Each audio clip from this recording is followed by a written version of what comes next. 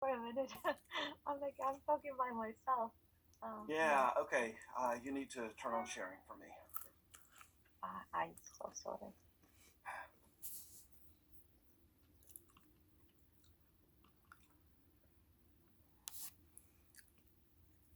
You should be able to Yep. share.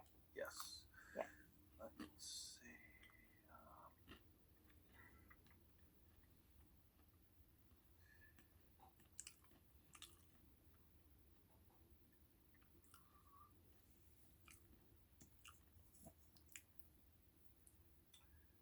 okay. So good morning, everyone. Good morning. Yeah, good morning. Um, there's two separate lectures, and I've divided the topics into two separate lectures, and we'll take a 10-minute break in between. So I don't know about you, but life on Zoom is hard. And we take care of ourselves in every way that we can to survive this. Anyway, so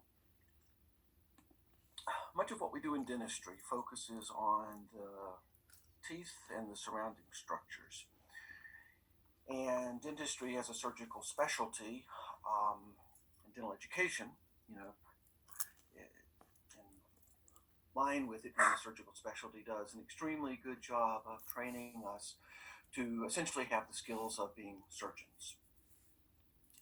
And it is very easy to lose sight of the fact that the teeth in the jaw are actually attached to a person because we become so focused on the details in the oral cavity, and certainly there's a lot of detail to focus on. And so, one of the consequences, however, of that tight view into the oral cavity is that we do lose sight of the person, and particularly for pain, we it is all too easy to uh, confuse pain and nociception as being one and the same thing. And therein lies a history of dentistry and its role in treating pain problems that has resulted in a lot of problems to the people who've been treated. And so, one of the revolutions in pain research that began in the 1960s, was to recognize across all of medicine that the person with pain was equally as important as the target organ system of where the person had a complaint about their pain. And so, in this course, the top half of this slide this course, focuses primarily on the top half of the slide as it should, and the pain history and the Axis One examination protocol together yield differential diagnosis, and I list types of diagnoses that we in the dentistry field should be concerned with. The bottom half of the slide addresses the other piece, which is the person who comes in, the person who says I hurt, the person whose behavior will have a profound impact on whatever treatment you may want to render, whether that treatment will be more likely to help or to hurt the person. And so there's a number of domains that the person assessment addresses, and this is what we're going to talk about here. The sign text, the Orofacial Pain book, has some material relevant to this lecture in Chapter 1. There is some material relevant in Chapter 8, and then this lecture will be focusing on Chapter 12 in specific in order to just help hopefully breathe some life into material that can otherwise seem a bit abstract and perhaps a little bit remote, from the primary things that, especially in dental school, you're focused on. And I was once a dental student, and I all all too well still remember what it was like trying to juggle the various levels of complexity that come up in dental education. The one part I'm not going to cover in the chapter 12 is the psychiatric disorders, in part because of time and in part because the aspects that you should know are relatively can be simplified to the definition of the major disorders, which I list here on the left, and what is the relevance of those disorders to pain. And essentially the chapter describes that, and you can reduce it down to probably one or two sentences for your understanding as to why depression, why anxiety, why PTSD, etc., why they are relevant to people who come in and complain and say, I'm having trouble chewing because I have pain in the side of my face. The key points in the chapter are summarized here. I'm not going to read those. They are available to you. And the key points really do summarize the material extremely well and provide the kind of the capsule relevance and context for the material in the chapter and for what I'm going to talk about today. So on the right-hand side, Axis 2, the person assessment. We're going to talk about these 4 points over the next 45 minutes. So as part of background, pain is, and understanding pain is critical because everything in the Axis 2 domain revolves around the aspects of pain that are part and parcel of why somebody seeks care for a pain disorder. So for example, point number 1, disease nociception in the brain represent the primary mechanisms to consider for any complaint of pain. In other words, you can't think only about the disease part, you can't think only about the nociceptive part, but the brain has to also be considered. And there's 4 fundamental concepts. Excuse me. There's 4 fundamental concepts. The slide says 3. That's an error. That when ignored, bad outcomes are inevitable in patient treatment. Pain does not reside in any one structure. There is no pain center in the brain. The corollary of this is that pain can be modulated at multiple locations by multiple modalities. And all too often, surgical specialties, and this is both dentistry and medicine, have relied on a mechanical fix to the body as an attempt to eliminate the pain source, only to discover that it doesn't work. And that's because there is no pain center, and pain does not exist in the periphery of the body. Pain exists in the brain. And so both the periphery and the brain have to be considered jointly. Persistent pain has consequences at multiple levels of the brain and society. And so when pain becomes persistent, we move beyond just simply thinking of what is the disease that could be accounting for the nociception. Nociception, again, is simply the detection of tissue damage or the potential for tissue damage in some part of the body. And then the last point, involvement of multiple systems leads to reciprocal causal pathways. And it is this part that, particularly when pain becomes persistent, is what makes pain a very unique kind of process in our physiology, because pain can beget more pain.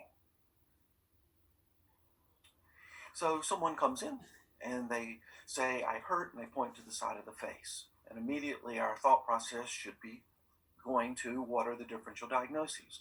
What are the possible disease processes or disorder processes that could give rise to a complaint that is described by this person as belonging to this region in the body? And so within that, we have an implicit model. And it is one that we see every day as dentists when we look at dental disease, caries, for example. Caries as a disease gives rise to nociception, the detection of tissue damage in the tooth, which is then conveyed to the brain and experienced as pain. When we apply that model to other parts of the body, however, where there may not be frank disease, such as we see in teeth, in other words, the vast majority of the disorders within the TMDs are pain disorders that do not have tissue damage as their primary cause. There is the potential of tissue damage, but which is not the same thing as disease. And so as a result, there is often no disease to treat. There is, and nociception sometimes is a little bit elusive. But before we get to that, we have to consider that To understand pain, we have to recognize that the brain is central to the experience of pain, because it is the processing within the brain of the signals from nociception to the brain that give rise to that experience. And this is so profound such that we don't actually, once this process has begun, and it may occur in response to disease or it may occur in response to a disorder that has potential for tissue damage but no actual disease process, that the brain itself can then be the sufficient origin for a person's ongoing pain, and even nociception can disappear from the periphery of the body. Because what happens in the brain is that the body is imprinted, and through memory process, the pain can continue solely within what's happening centrally in the brain, and there's actually nothing in the periphery to treat. And so our task as clinicians who treat the body is to walk that very delicate line between our search for disease processes or physical disorders that can be treated versus recognizing the importance of the brain in being able to solely sustain a person's pain experience, particularly when pain becomes chronic.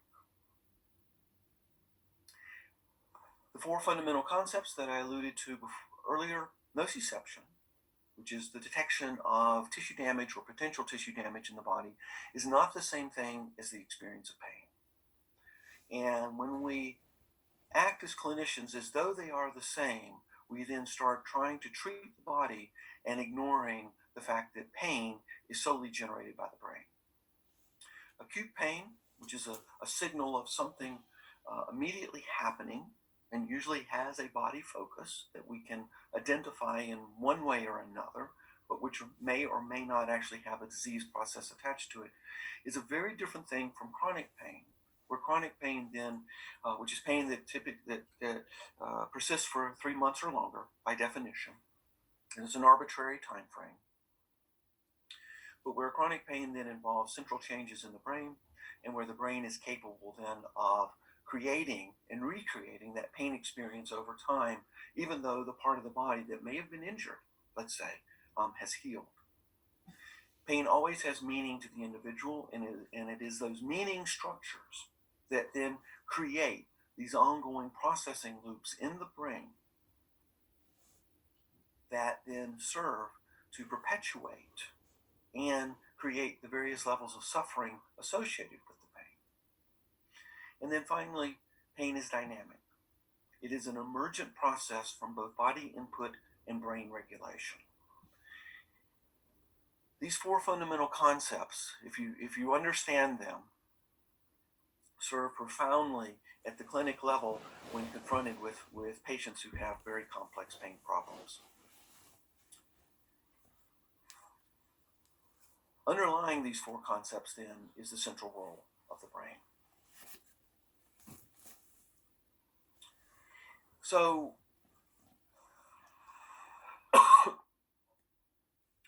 over on the left, I show the time scale for normal acute pain, and typically acute pain does include anxiety. But that's the major kind of emotional response that comes with acute pain, because acute pain, by definition, tends to be self-healing. However, acute pain the disease process underlying acute pain can resolve, but pain can continue, as demonstrated by the yellow line across time.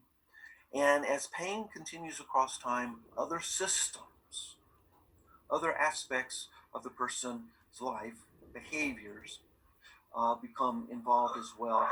And all of that then contributes to the suffering component of what the person is experiencing. And when a person comes in and says, I hurt, I have this pain problem, embedded in that statement of pain is also some aspect of suffering. But typically in medical settings, patients don't come in and say, I'm suffering. And they don't say, behaviorally I am deactivated. Behaviorally I'm deactivated and I'm having a lot of trouble with my family at home due to the fact that my job, my employment has been compromised due to my pain problems, etc. They just simply say, I hurt. And one of our tasks as clinicians is to begin to grasp the complexity of whatever may be lying in this spectrum, and that may be affecting the person, because long term, in terms of treatment outcomes, these will be important. And again, this is when pain becomes chronic. When you see an acute pain and the person sprains their jaw and you tell them just rest their jaw for 2 weeks and I'll see you back in 2 weeks for follow-up, and then you're looking at something that is much more straightforward. When that strain that happened 6 months ago and my pain never went away from that initial strain to the jaw, then we're talking about looking at patients who have some combination of these present or beginning to have an impact. As I mentioned earlier, one of the complexities of pain is that pain can beget pain. Pain feeds on itself and perpetuates itself, and it does that through some type of a chronic or through a vicious cycle, such as illustrated here. Pain will lead into all of these activities, any or all of these.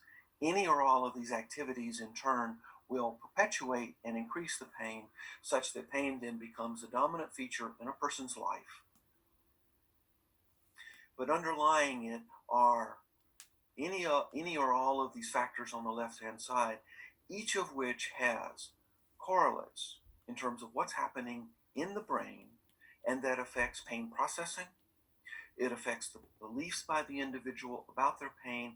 It affects their behavior, and such that whatever treatment may be given can be successful in the short term only because all treatments will almost always work in the short term, but it doesn't mean that they have staying power.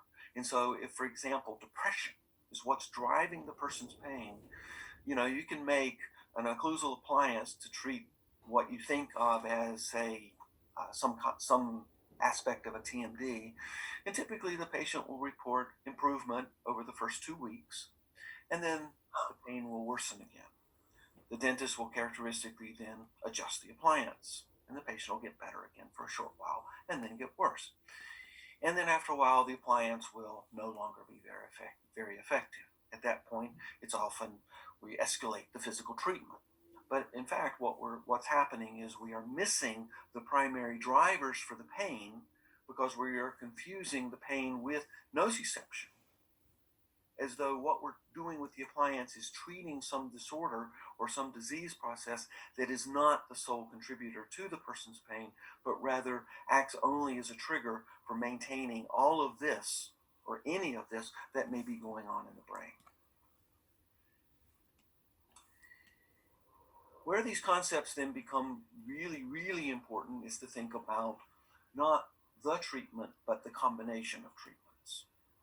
So in the middle of the slide, we have a schematic for the physiology of pain, which is some form of peripheral nociception. You've got a sore muscle, for example, that hurts when it's stretched. There's integration at the spinal cord of that information that is then conveyed to the brain for central processing, and then there is a pain experience.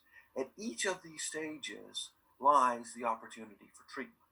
And so if we focus our treatment only on trying to do something to alter the peripheral nociception, we are missing out on the subsequent stages, each of which has different kinds of treatments that can be effective. And so one of the primary principles at this point in our understanding of pain, and it's the possibility that acute pain can transition into chronic pain, is the necessity for understanding that pain treatment has to be as equally multidimensional as the pain process itself. And so instead of doing a physical treatment number one, followed by a second physical treatment, followed by a third physical treatment, patient not getting better, and then saying, well, I guess your problem is psychological, I need to refer you to a psychiatrist or a psychologist because you only believe that you have pain, and your pain's obviously not real. And I've had patients who have been down that path and have come to me crying, asking, is my pain really not real? Am I really imagining this? That's what my surgeon told me. The idea in multimodal treatment is that all of these levels are addressed simultaneously, and then treatment is titrated appropriately in a stage-specific way for that individual. And so psychologic techniques may be brought into play very early And psychological techniques can be done by the dentist, because some of them, like reassurance, for example, is a psychological technique. And reassurance can have a huge role in changing how a person experiences their pain by changing what's happening at the level of the brain in its processing of all of this information.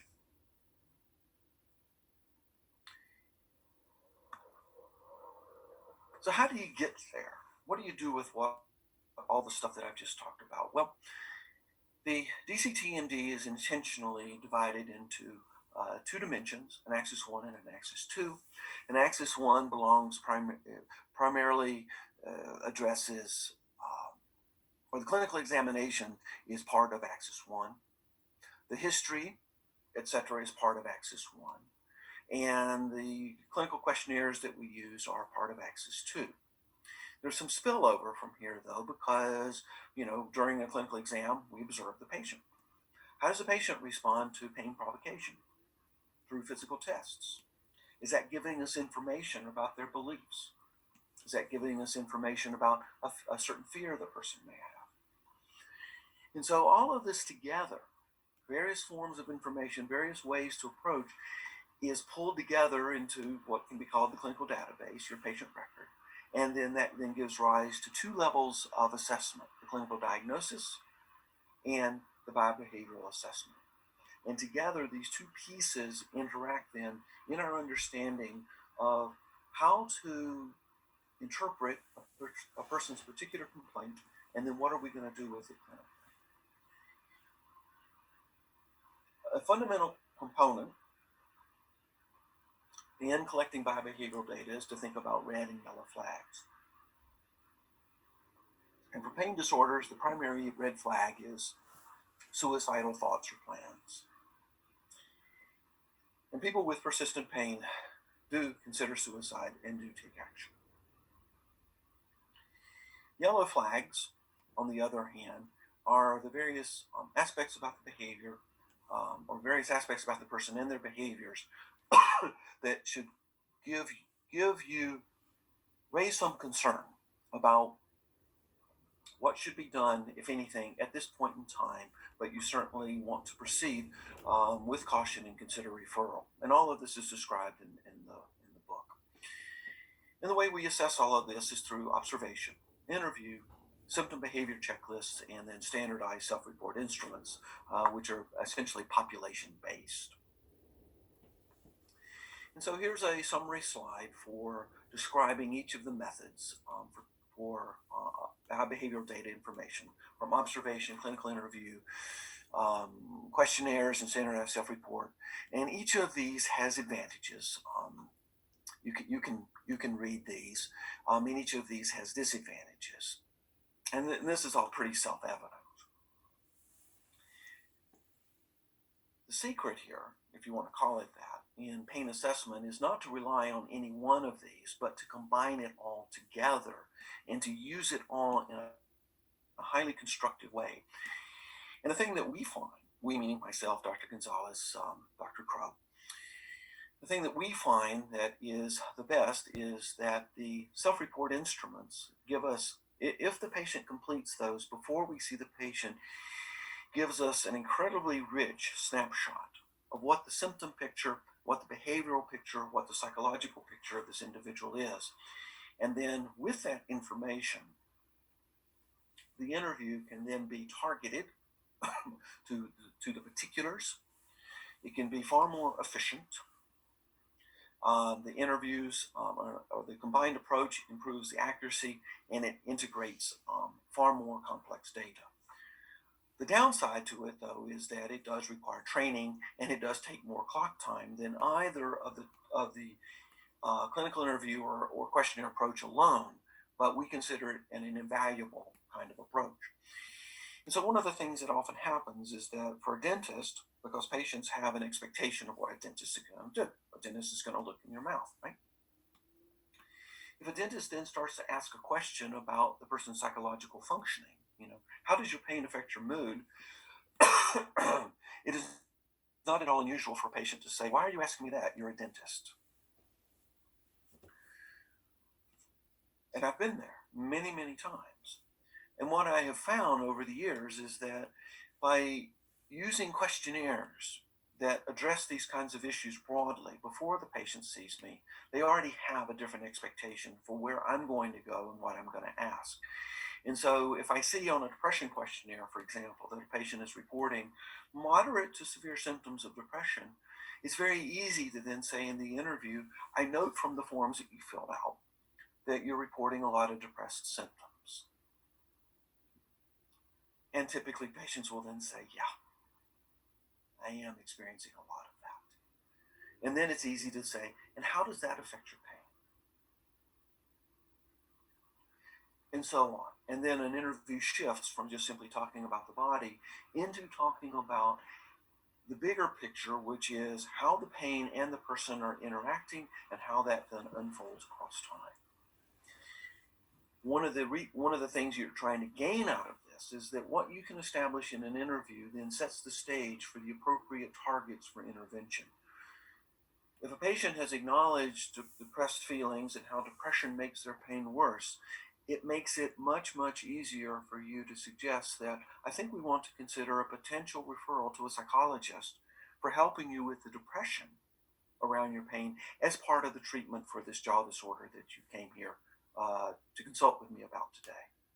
If you haven't addressed that kind of stuff in your interview with the person, and then to suddenly say, well, the physical treatments aren't working, I think it's time that your depression be addressed, patients appropriately get angry. They feel betrayed. They feel like they're not understood. So how do you get at this stuff then? Well, in the development of the DCTMD, we put a lot of time into deciding on instruments and stuff in order to make this happen. And then within that, we've created various paradigms. And so the domains are listed on the left-hand side. The suggested instruments in the next column. The number of items that each of these instruments comprises. And you might wonder, why are we concerned about items? Well, because subject burden, patient burden is very real. And we have thought extensively about how do you get the maximum information for the least amount of effort for which stage of evaluation that you want to do. And so we list 3 stages here. A brief one, which is a very, very short assessment paradigm protocol. The standard screening, which is the next and has a bit more information. And then there's the comprehensive level, which is something that that as a non-specialist in TMD and orofacial pain, you would not expect yourself to use, but it is something that you would expect an appropriate expert or specialist that you would be sending a patient to be utilizing. And so that's why the comprehensive assessment level is being introduced here, is so that you have an understanding of what that next stage should be like. What I want to highlight, however, is that regardless of which stage of assessment with these instruments is selected, it has to interface with the interview. And then, because the interview is going to be essential for identifying psychosocial stressors. It will be essential for identifying whether or not there truly is suicidal ideation. One of the questionnaires assesses that in the comprehensive format, but not in the other 2 formats. Yellow flags, have to be assessed in an interview and linked back into or built from what is reported in these instruments. And, so for example, one of the yellow flags is alcohol abuse. Well, that is marvelously assessed in the Audit C, but as a general practitioner, it's not likely you're going to use that tool. And then finally, the interview is used to establish the relationship between whatever is being reported here and the primary symptoms. And I gave you the example a moment ago of how a person who has, say, depression symptoms, is indicated by either the PHQ-4 or the PHQ-9, of how that then leads into an interview question of how do these things relate. So let's now talk about the brief screen, which is a total of 14 items and gets at 4 different constructs. which at 14 items is just amazing, quite frankly. And just as a reminder, the scheme here is that the patient would fill out these 14 items in the waiting room, or if you send out packets in the mail, depending on how you organize that kind of stuff in your practice, or send them a link and they do it online, which is an increasing way that this can be done. But in that captive time, they can complete the pain drawing and the screening instruments. And then you, as the clinician, then review those responses. In your history, you interview for the yellow and red flags, indicated over here and over here. And then if there are significant yellow flags, then you have 2 courses of action. If they don't warrant immediate concern, you monitor, you develop a differential diagnosis, and you proceed forward with a clinical examination. Or if they warrant immediate concern, or if you have a red flag, then you need to further investigate or refer. And that's just the basic scheme of how this gets embedded in order to make efficient decisions. The first instrument is a pain drawing. And note that we have 3 different levels here. There's the mouth and teeth, there's the face, and then there's the body, in order to capture different parts of the body at the appropriate detail. And this allows you very quickly, with a scan that takes about 2 seconds with your eyes, to note how much pain does this person experience in terms of how many disorders, how many regions of the body are affected. Because it turns out that the amount of the body that is affected by pain problems is an incredibly powerful predictor for how that person's going to respond to treatment, how that person is going, and what the risk is for that person to develop yet another pain disorder. And so I show you 2 drawings here.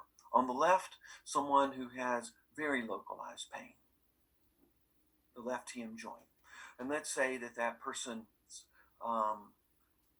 complaint was, I was eating 2 weeks ago and I bit down suddenly and in the wrong way on a couple of almonds, and I could just feel something strange happening in my jaw joint, and I've just had a lot of pain there in the joint since. That's a very, very different kind of patient than the one on the right, who might say, yeah, my pain began about 2 years ago in the jaw when I was biting on almonds, etc.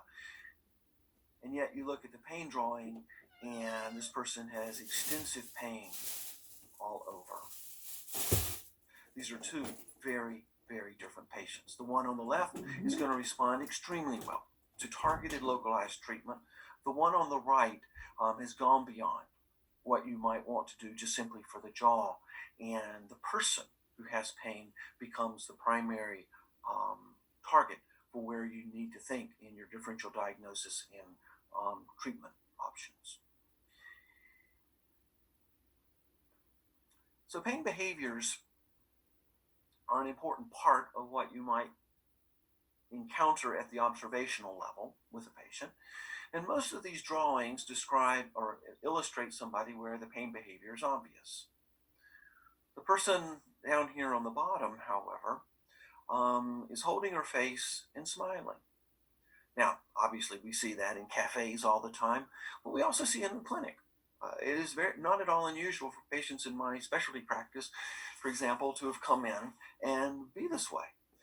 They say, yeah, I've been having a lot of pain for about 10 years, and they're smiling because they're high functioning. And it's easy to think, well, such a person obviously doesn't have pain because they're smiling, or they're smiling because they have very good coping skills, but underneath that coping skill is a persistent pain disorder and something that we have to consider. And so pain behaviors can be very helpful at identifying the part of the body that we need to focus on, or they can be very misleading. And so, highlighting how important it is to understand both the disorder rather, and the person with the pain. I list here on this slide just the various kinds of behaviors, which we see in the facial area as well as anywhere else in the body. Use of assistive devices, for example, is a really curious one because patients who've been treated by many, many dentists, each one providing yet a different kind of oral appliance, and the patient comes in with a bag of oral appliances and says, I need help in figuring out which one I should be using now.